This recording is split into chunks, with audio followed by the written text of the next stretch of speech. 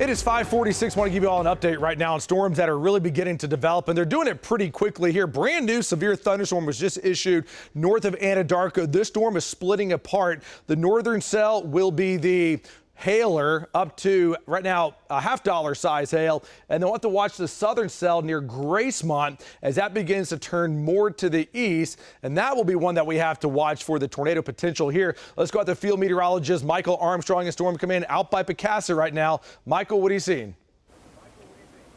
Well, the first thing is this storm is a supercell. It is rotating right now. Now, it doesn't have a lowering yet or wall cloud or anything, but the whole structure of the storm, it's really amazing actually seeing the sun kind of poke through the side there of the updraft of the storm. But you can see all the rain and the hail actually right there in the middle of my shot.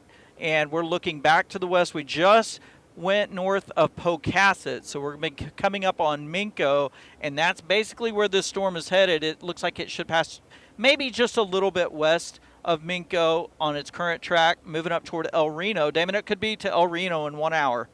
We are watching it very closely, especially in a very unstable atmosphere. And so the way that this storm is going to set up here is that, again, it's going to split into two. The northern one will be the hailer. We'll have to watch the southern one as well as that one tracks to the east-northeast. And that's going to point towards El Reno and into Canadian County here and eventually into OKC if it keeps turning more to the east. So Minco down to Yukon here between 6:12 to 6:15. Also watching additional cells that are now beginning to develop down to the southwest. We have Nick Smith keeping an eye out on those. And so right now, severe storm just west of the metro, but that is pointing towards the OKC area.